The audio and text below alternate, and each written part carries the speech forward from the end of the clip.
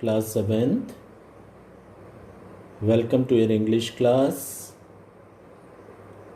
I'm your English teacher Pradeep Raja Bhoj, and we will be starting a new lesson today.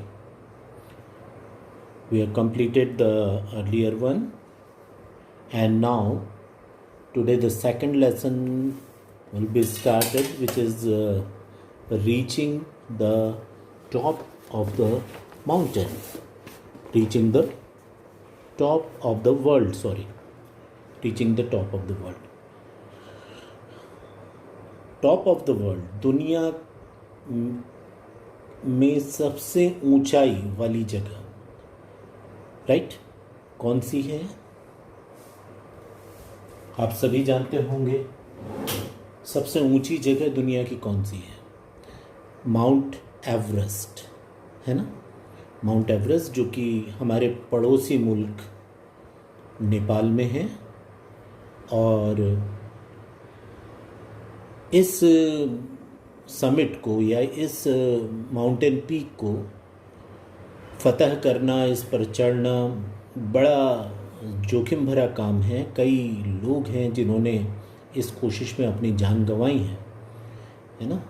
तो आज हम हमारे देश की एक माउंटेनियर हैं जिन्होंने ये कारनामा करके दिखाया है, उनके बारे में हम पढ़ेंगे। इनकी तस्वीर यहाँ पर आप देख रहे हैं, है ना। तो चलिए स्टार्ट करते हैं ये लेसन।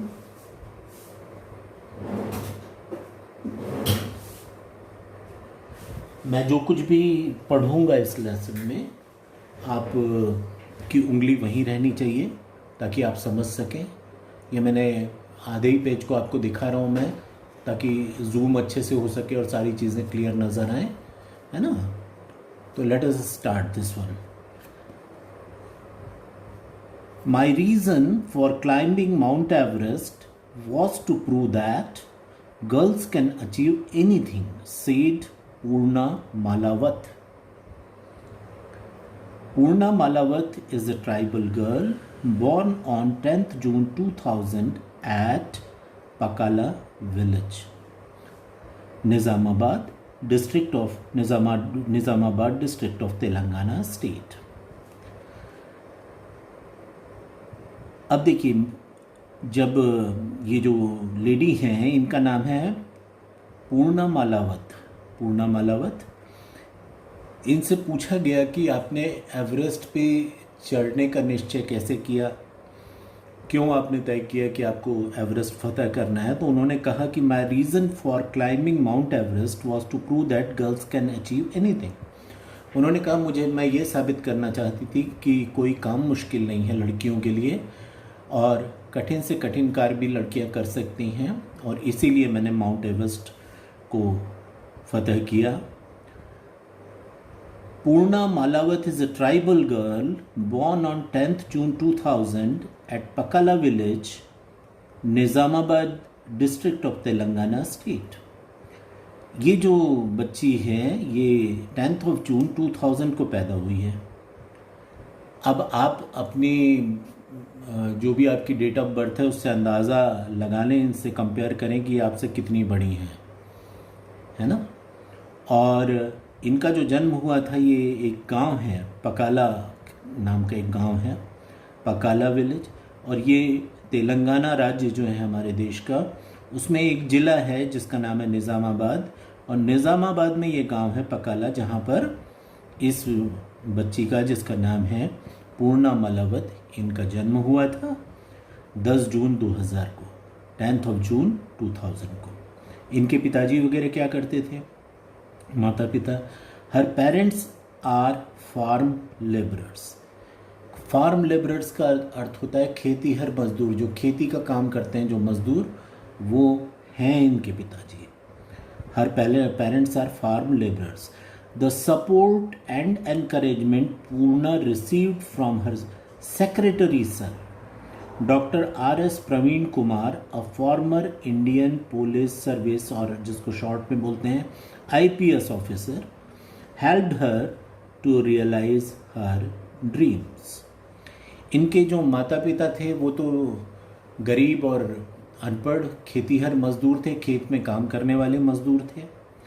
लेकिन एक इनके जीवन में एक बहुत ही बड़ी प्रेरणा बन के आए, जिनका नाम था doctor R S Praveen Kumar. Doctor R S Praveen Kumar एक इंडियन पुलिस सर्विस जो आईपीएस कहलाती है उसके एक अफसर थे, रिटायर्ड अफसर थे, है ना। और इन्होंने इनको ये बहुत इज्जत से सेक्रेटरी सर करके बुलाती थी। किनको? Doctor R S Praveen Kumar को कौन बुलाती थी? पूर्णा मालावत कहती थी उनको सेक्रेटरी सर करके। इन्होंने इस बच्ची में वो प्रतिभा देखी माउंटेनियरिंग की, और उन्होंने इस प्रतिभा को निखारा और इस बच्ची को इसके सपने को पूरा करने में मदद की।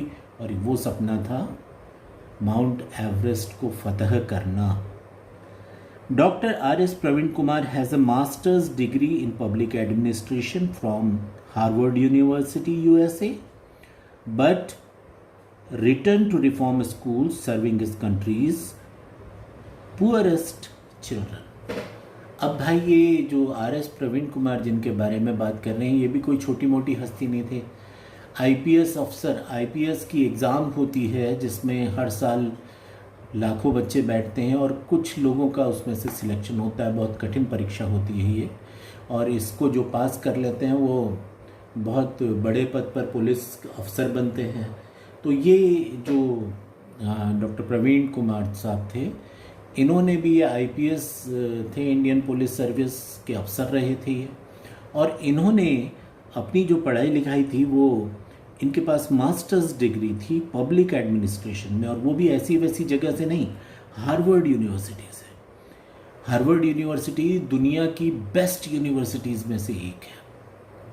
उससे इन्होंने पब्लिक एडमिनिस्ट्रेशन में डिग्री हासिल की थी, और वो डिग्री भी मास्टर्स डिग्री थी, राइट। और इसके बाद ये चाहते तो इनको बहुत अच्छे मौके नौकरी के और बहुत अच्छे वेतन पर इनको बाहर ही नौकरी लग सकती थी।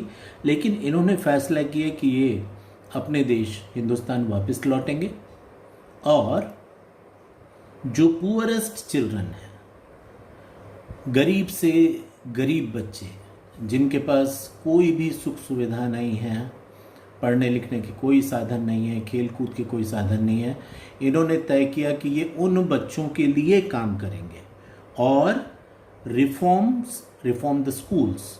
और जो मौजूदा स्कूल्स हैं, मौजूदा हमारी शिक्षा व्यवस्था है, जो विद्यालय हैं, उनको रिफॉर्म करेंगे, उनको एक नया रूप देंगे, उन्होंने तय किया। और इसलिए ये वापस अपनी पढ़ाई करके हार्वर्ड यूनिवर्सिटी से इन्होंने मास्टर्स डिग्री ली पब्लिक एडमिनिस्ट्रेशन में, और उसके बाद भी ये अमेरिका में न रुककर वापस हिंदुस्तान लौट कर आए। और इन्होंने जो जो किया ये आगे आएगा। Doctor R S Praveen Kumar believed in providing a good education to children.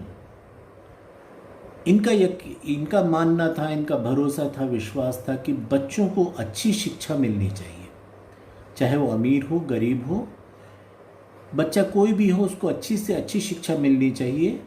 केवल रुपए पैसों की वजह से या किसी और तंगी की वजह से उसे शिक्षा से वंचित नहीं होना चाहिए। In Purna's school there were many underprivileged children. अब पूर्णा का जो स्कूल था, ये तो जैसे मैंने आपको बताया कि इनके माता पिता गरीब भी थे और लेबरर थे, वो फार्म लेबरर्स थे। तो इन जहाँ पर ये बच्ची जिस स्कूल में पढ़ती थी, वहाँ पर बहुत सारे अंडर प्रिविलेज्ड, मतलब जिनको आम जो सुविधाएं होती हैं उनसे भी जो वंचित बच्चे होते हैं, उनको अंडर प्रिविलेज्ड कहते हैं। तो ऐसे बहुत सारे बच्चे थे। Not only did doctor Praveen Kumar improve the academics and food given to the children, he also started sports and adventure training. तो डॉक्टर प्रवीण कुमार जब पूर्णा के स्कूल से जुड़े तो उन्होंने न सिर्फ एकेडमिक्स कहलाते हैं पढ़ाई लिखाई को, न सिर्फ उन्होंने पढ़ाई लिखाई को, क्लासरूम में जो कुछ पढ़ाई लिखाई होती है उसमें सुधार किए, बल्कि बच्चों को जो दिया जाने वाला भोजन था उसमें भी उन्होंने बहुत सुधार किया। और इन्होंने स्कूल में ही स्पोर्ट्स और एडवेंचर ट्रेनिंग, स्पोर्ट्स का मतलब तो आप जानते हैं खेलकूद, जो खेलकूद से जुड़ी हुई गतिविधियाँ होती हैं उनको स्पोर्ट्स कहते हैं, और एडवेंचर ट्रेनिंग ऐसे कुछ खेल होते हैं जिनमें जोखिम होता है, जैसे माउंटेनियरिंग वगैरह, तो ये जोखिम भरे खेल होते हैं। इसको इन्होंने स्कूल में शुरुआत की। पूर्णा had played a lot of kabaddi and volleyball and had taken part in athletics. पूर्णा अपने स्कूल में कबड्डी, वॉलीबॉल और दूसरे खेल जो एथलेटिक्स से रिलेटेड होते हैं, एथलेटिक्स मतलब जिसमें शारीरिक श्रम की ज़रूरत पड़ती है, जैसे 100 मीटर 200 मीटर की दौड़, गाधा दौड़, गोला फेंक, भाला फेंक, जो सारी चीज़ें ये होती हैं ये एथलेटिक्स के दायरे में आती हैं। तो इसमें पूर्णा भाग लिया करती थी। Her teachers encouraged her to take up rock climbing and mountaineering. उनके टीचर्स ने उन्हें प्रेरित किया कि वो इन खेलों के अलावा रॉक क्लाइंबिंग में जो चट्टानी, जो पहाड़ों में बड़ी बड़ी चट्टानें होती हैं जिनको पर सीधी चढ़ाई होती है, चढ़ना मुश्किल होता है, उस पर भी लोग रस्सियों के सहारे और अपने हाथ पैरों की ताकत के सहारे बड़े मुश्किल चढ़ाइयाँ किया करते हैं। तो इनके टीचर्स ने इनको प्रेरित किया, इनकी प्रतिभा देखी होगी, तो उन्होंने रॉक क्लाइंबिंग और माउंटेनियरिंग का मतलब होता है पर्वतारोहण, ऊंचे ऊंचे पहाड़ों पर, ऊंचे ऊंचे पर्वतों पर चढ़ाई करना, उसके लिए उन्होंने प्रेरित किया। शी एक्सेल्ड इन बोथ, और उनकी प्रेरणा से पूर्णा मालावत ने ये स्पोर्ट्स पे इसमें भी कोशिशें शुरू की और बहुत जल्दी बहुत अच्छा करने लगी वो उसमें। एक्सेल करना, एक्सीलेंट इसी से बना है, एक्सेल करना मतलब बहुत अच्छा परफॉर्म करना। She didn't know she would be part of the team that climbed Everest under the operation Everest scheme. लेकिन उस वक्त तक पूर्णा ने यह कभी नहीं सोचा था कि वो एक दिन आएगा कि वो उस टीम का हिस्सा बनेगी जो एवरेस्ट पर फतह करने के लिए जाने वाली है, और उस अभियान का नाम दिया गया था operation Everest scheme. Doctor R.S. Praveen Kumar took a personal interest in the Operation Everest scheme and provided extensive training to students shortlisted to take part in the program. Doctor R.S. Praveen Kumar साहब जो थे, उन्होंने खुद व्यक्तिगत रूप से इस जो ये अभियान था जिसका नाम था ऑपरेशन एवरेस्ट स्कीम, इसमें उन्होंने बहुत इंटरेस्ट, बहुत रुचि दिखाई, और स्कूल के जो बच्चे थे उनको खुद अपनी देखरेख में उन्होंने बहुत एक्सटेंसिव मतलब बहुत कड़ी ट्रेनिंग देना शुरू किया ताकि उनका सिलेक्शन हो सके। और फिर शॉर्ट लिस्टिंग हुई। शॉर्ट लिस्टिंग मतलब बहुत सारे बच्चे होते हैं, उनमें से कुछ बच्चे छांटे जाते हैं, तो student shortlisted to take part in the program, कि बच्चे उसमें से सिलेक्टेड जो लोग होते हैं उनकी लिस्ट में इनका नाम आ सके। Two of these students were Purna Malavath and Anand Kumar. अब जितने लोगों ने कोशिशें की थी उसमें से इस स्कूल से सिर्फ 2 बच्चों का सिलेक्शन हुआ। उनमें से एक जिनके बारे में हम कहानी पढ़ रहे हैं वो थी पूर्णा मालावत, और दूसरे थे एक आनंद कुमार, ठीक है, whose father worked in a cycle shop. और आनंद कुमार जो थे, इनके पिताजी एक साइकिल की दुकान में काम करते थे, खुद की साइकिल दुकान भी नहीं थी, एक किसी की साइकिल दुकान में काम करते थे एज अ मैकेनिक या जो भी करते हों वो। तो आप समझ सकते हैं कि वो भी बहुत गरीब परिवार से ताल्लुक़ रखते थे आनंद कुमार, लेकिन उनमें भी काबिलियत थी। तो इतने सारे लोगों ने कोशिशें की थी, उसमें से ये दोनों बच्चे जो कि बहुत गरीब घर से ताल्लुक़ रखते थे, पूर्णा मालावत और आनंद कुमार, इन दोनों का सिलेक्शन हुआ। For Praveen Kumar the sky is the limit and his students made him proud by climbing mountains all over the globe. जो प्रवीण कुमार साहब थे, उनका एक आदर्श वाक्य था कि sky is the limit. Sky is the limit का मतलब होता है कि जैसे आकाश जो है ये असीम है, आकाश की कोई सीमाएं नहीं है, वैसे इंसान के हौसलों की कोई सीमाएं नहीं होती। और इंसान चाहे तो हर कुछ भी चीज़ असंभव नहीं है, ये प्रवीण कुमार साहब का मानना था।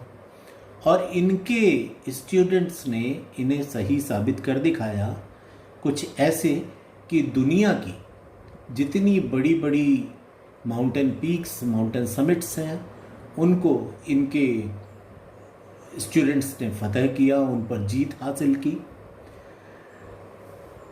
पूर्णा and Anand went through a rigorous training.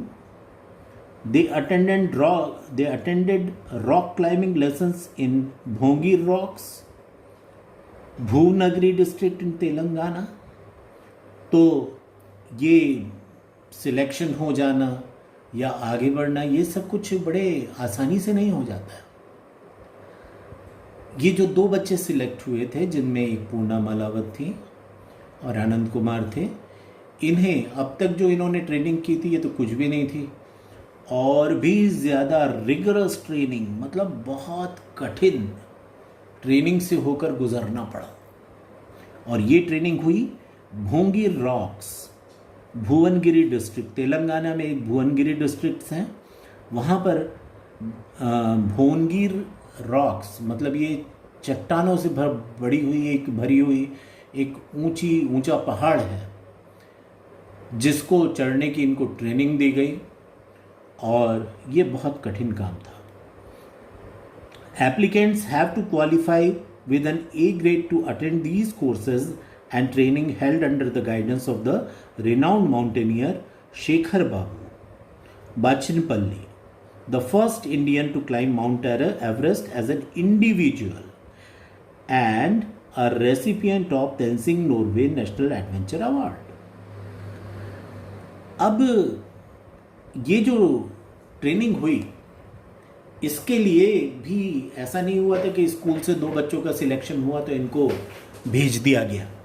वहाँ पर एक बहुत जाने माने एक माउंटेनियर या पर्वतारोही आने वाले थे, जिनका नाम था शेखर बाबू बचिनपल्ली। शेखर बाबू बचिनपल्ली जो थे, ये हिंदुस्तान के पहले माउंट एवरेस्ट को अकेले फतह करने वाले इंडियन थे। देखिए, माउंट एवरेस्ट में जब कभी भी क्लाइंब करने के लिए कोई जाता है तो वहाँ पर पूरी एक टीम जाती है, उसमें कई सदस्य होते हैं, और जब बहुत सारे सदस्य होते हैं ना, तो ये टीम वर्क में काम करते हैं, एक दूसरे की मदद करते हैं, और इस तरह से इनके काम आसान हो जाते हैं। लेकिन अकेले माउंटेन फतह करना, माउंटेन समिट फतह करना या उस पर जीत हासिल करना और भी ज़्यादा मुश्किल काम होता है, क्योंकि आपकी मदद के लिए वहाँ कोई नहीं होता। तो ये शेखर बाबू जो थे, ये पहले इंडियन थे जिन्होंने अकेले अपने दम पर माउंट एवरेस्ट पर जीत हासिल की थी, और इनके गाइडेंस में ये ट्रेनिंग होनी थी। उसके लिए ज़रूरी था कि जो बच्चे सिलेक्ट हुए हैं वो ए ग्रेड हासिल करें। और ये जो शेखर बाबू हैं, इनके बारे में और एक बताया गया है कि ये Tenzing Norgay national adventure award होता है। तेंजिंग नोर्गे के बारे में आप जानते ही होंगे कि लॉर्ड माउंटबेटन के साथ तेंजिंग नोर्गे जो थे, इन्होंने पहली बार माउंट एवरेस्ट पे जो चढ़े थे वो लॉर्ड माउंटबेटन थे, और हिलेरी थे, Edmund Hillary, sir Edmund Hillary थे। और सर एडमंड हिलेरी के साथ उनके सहायक के रूप में तेंजिंग नोर्गे गए थे। तो ये वो पहले लोग थे जिन्होंने माउंट एवरेस्ट को फतह किया था। तो इन्हें, जो शेखर बाबू थे, उनको तेंजिंग नोर्गे के नाम पर ये एक अवार्ड दिया जाता है जिसका नाम है कि नेशनल एडवेंचर अवार्ड है ये। तो Tenzing Norgay national adventure award ये जीत चुके थे। According to Bachinpalli, Purna is hardworking and intelligent and works well in a team. जब इन्होंने उसे ट्रेनिंग दी तो इनका कहना है कि पूर्णा मालावत जो थी ये बहुत इंटेलिजेंट थी, बहुत हार्ड वर्किंग थी और एक टीम के सदस्य के तौर पे बहुत अच्छा काम करती थी। एक टीम के तौर पे काम करना हर किसी के बस की बात नहीं होता।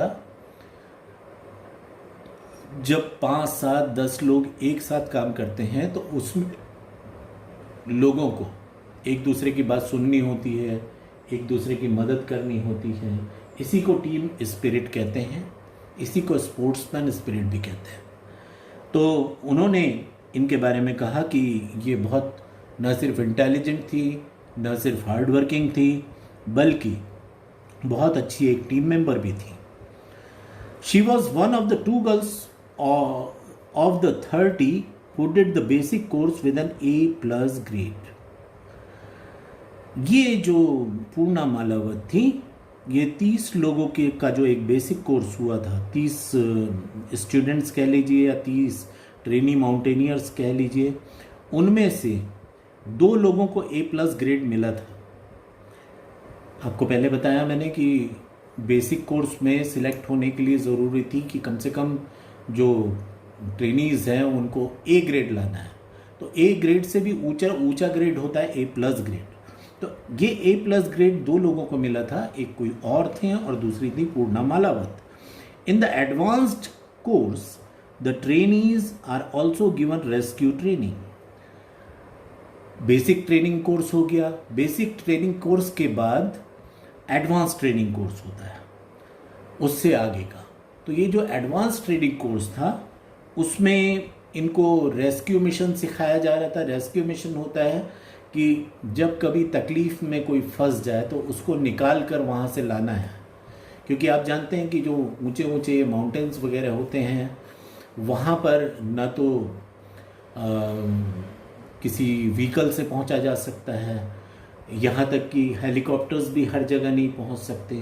तो ऐसे वक्त किसी वजह से कोई दुर्घटना हो जाए, किसी के हाथ पांव टूट जाएं, कोई जख्मी हो जाए, बेहोश हो जाए, तो ऐसे वक्त इतनी ऊंची जगह से, इतनी ऊंची पर्वतों की ढलानों से वहाँ से किसी को बचा कर लाना ये बड़ा ही मुश्किल काम होता है। तो ये रेस्क्यू ट्रेनिंग यानी बचाव कार्य की जो ट्रेनिंग होती है ये भी एडवांस माउंटेनियरिंग के कोर्स में करवाई जाती है।